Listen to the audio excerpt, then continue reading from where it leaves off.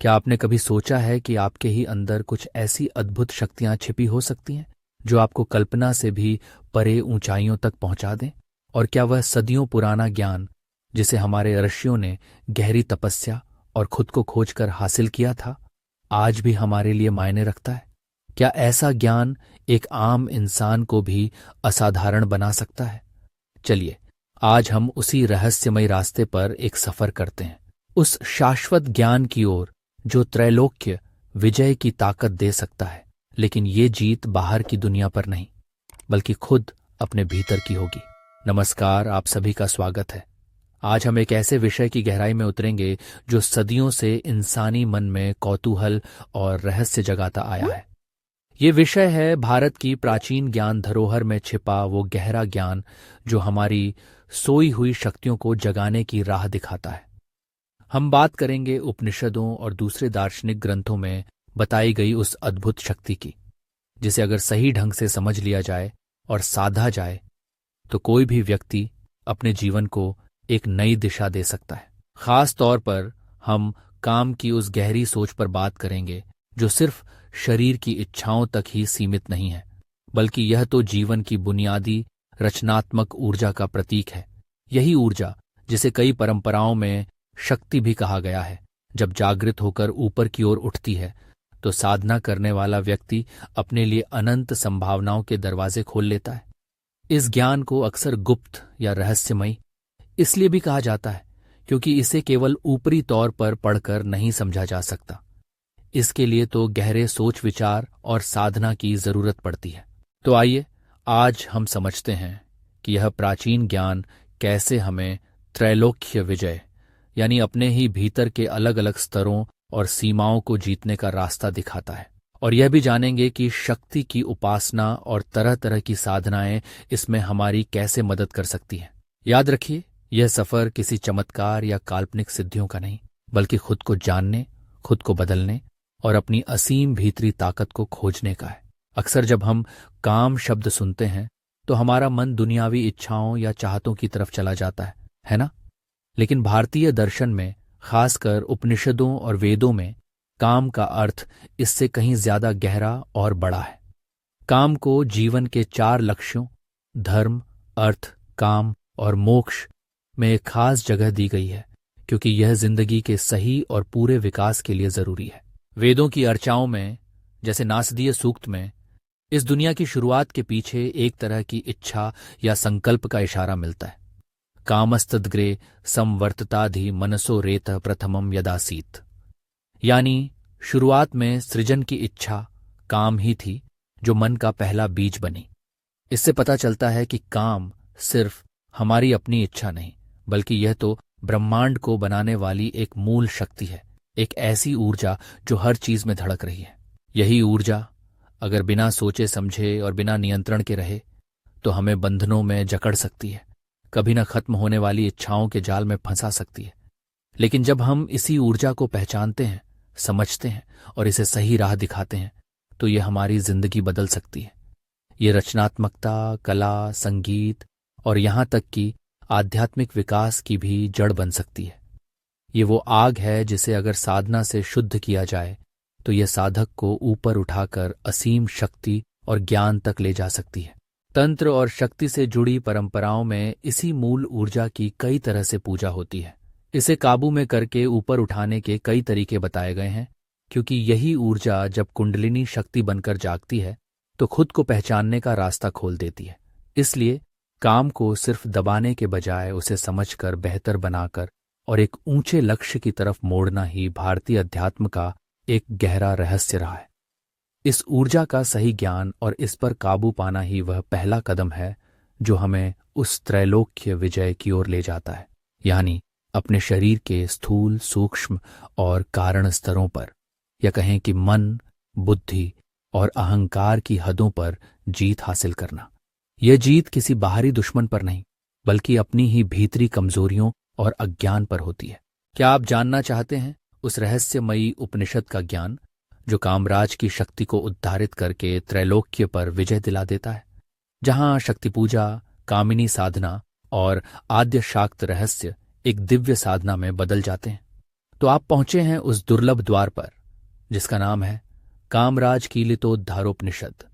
भारतीय शाक्त परंपरा में एक अत्यंत गोपनीय एवं रहस्यमय ग्रंथ है कामराज कीलितोद्धारोपनिषद, जो कामदेव की कीलित ऊर्जा को मुक्त करके साधक को असीम सिद्धियों, कामिनी आकर्षण और त्रैलोक्य विजय तक पहुंचाने की शक्ति देता है। ये केवल उपनिषद नहीं बल्कि एक कौलाचार आधारित दिव्य विज्ञान है जो शक्तिचक्र, मनमथ बीज, पंचमकार, पूजा और आनंद योग को जीवन का हिस्सा बनाता है। अब उपनिषद का आरंभ होता है। यह दिव्य ज्ञान श्री कामराज से कहा गया है। उस कामराज की उपासना करने से साधक को कुशलता प्राप्त होती है, वह सभी कार्यों में निपुण हो जाता है, उसे ऐश्वर्य, श्री प्राप्त होती है, वाणी में गुरुता आती है, वह मधुर, प्रभावशाली और सम्मोहक वाक्य बोलने वाला बनता है, वह समस्त युवतियों का प्रिय बन जाता है, अर्थात उसमें कामाकर्षण, सम्मोहन और वशीकरण जैसी सिद्धियां स्वतः प्रकट होती हैं। प्रथम बीज है काम, इसके बाद शक्ति है, फिर तुरिया जो कि जागृत, स्वप्न, सुषुप्ति के पार स्थित अवस्था है। ये दोनों मिलकर पांचाक्षरी मंत्र बनाते हैं। आगे शून्य, नाद, बिंदु और सूर्य, चंद्र, दिवाकर हर आते हैं। इसके उपरांत गोत्रभृत, शिव और माया, ये मिलकर षडक्षरी मंत्र होते हैं, 6 अक्षरों वाला शक्तिपूर्ण बीज मंत्र। इसके बाद चंद्र, सोम, प्रजापति, ब्रह्मा और इंद्र तो शक्र का उल्लेख है, फिर पुनः माया का उल्लेख है। ये 4 अक्षर मिलकर चतुर्वर्णात्मक मंत्र की रचना करते हैं। आद्य बीज है वाग्भव, वाणी से संबंधित शक्ति। दूसरा है कामराज, काम शक्ति का अधिपति।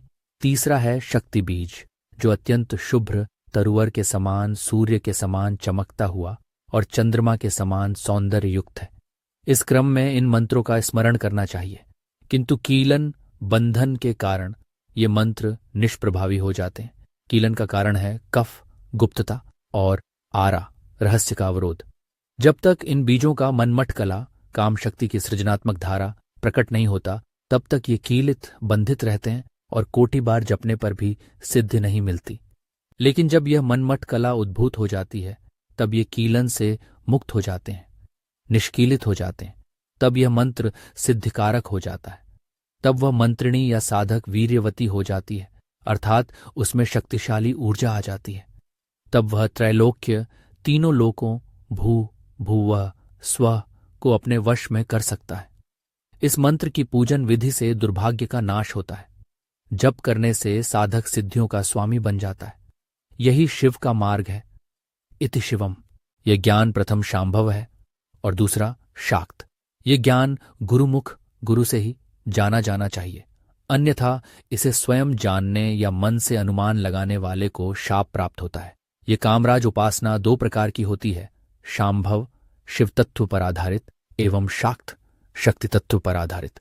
यदि इस उपासना को लोप कर दिया जाए तो उससे अविद्या, ज्ञान का अभाव उत्पन्न होती है।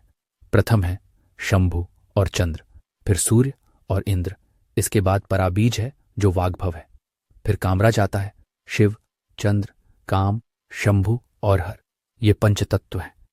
पराबीज ही शक्ति है। काम और पराशक्ति के मध्य स्थित है देवराज, यही शक्तिकूट कहलाता है।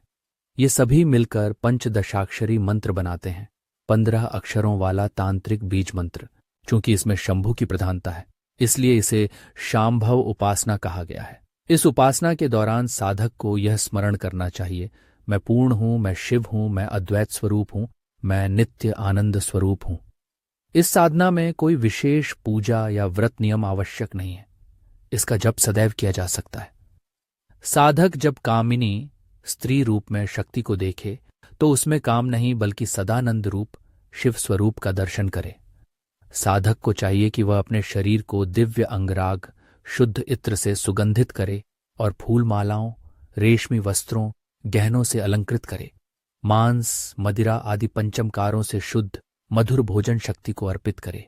इस उपासना में पंचमकारों से पूजा करनी चाहिए, अर्थात मदिरा, मांस, मत्स्य, मुद्रा और मैथुन। साधक को कौलाचार का पालन करना चाहिए। जो कुल की परंपरा से दीक्षित होता है वह सर्व सिद्धियों का स्वामी बनता है। वह साधक एकाकी, अद्वैत में स्थित होकर शक्ति से युक्त हो जाता है। मादन रतिक्रिया का भोग करके शक्ति का रसास्वादन करता है, उसे शक्ति चक्र योगिनी मंडल की पूजा करनी चाहिए। इस प्रकार भोग के माध्यम से ही वह शिव तत्व को प्राप्त करता है और अंततः मोक्ष को प्राप्त करता है। जब साधक शक्ति में हर्ष उत्पन्न करता है तो वह शक्ति अत्यंत प्रसन्न होती है।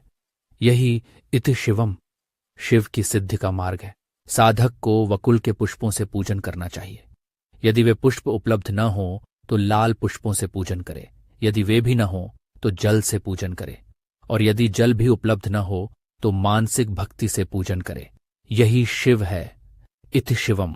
यह शाक्त उपनिषद एक अत्यंत रहस्यमय एवं गूढ़ तांत्रिक ग्रंथ है जो कामराज बीज मंत्र, शक्ति पूजा, पंचमकार तंत्र, कौलाचार, त्रिपुरा साधना, योगिनी चक्र, अद्वैत शिवबोध, कामिनी उपासना एवं निष्कीलन सिद्धांत को पूर्ण गहराई में प्रकट करता है।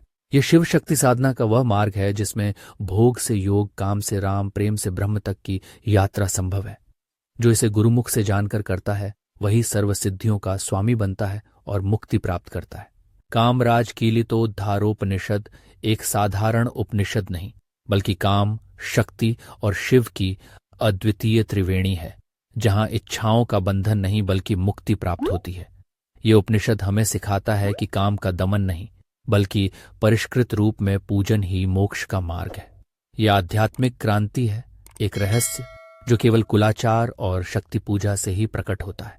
अगर आप इस दुर्लभ शाक्त उपनिषद की गहराई में उतरना चाहते हैं, अगर आप जानना चाहते हैं शक्ति पूजन, पंचमकार, कुलाचार और सिद्धि मार्ग के परम रहस्य, तो अभी इस वीडियो को लाइक कीजिए, अपने सभी आध्यात्मिक साधक मित्रों के साथ शेयर कीजिए और नीचे कमेंट करके बताइए, क्या आप भी कामराज की कीलन को तोड़ने की शक्ति प्राप्त करना चाहते हैं? सब्सक्राइब कीजिए हमारे चैनल को और जुड़े रहिए प्राचीन वेदांत, योग और तंत्र ज्ञान की सर्वोच्च स्रोतधारा से।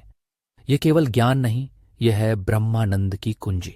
यह सदियों पुराना ज्ञान आज भी उतना ही काम का है जितना पहले था, क्योंकि यह इंसान की उस हमेशा से चली आ रही खोज का जवाब देता है, खुद को जानने और अपनी सबसे बड़ी संभावनाओं को पाने की खोज। आपकी इस आध्यात्मिक खोज में हमारे साथ बने रहने के लिए धन्यवाद। इति शिवम।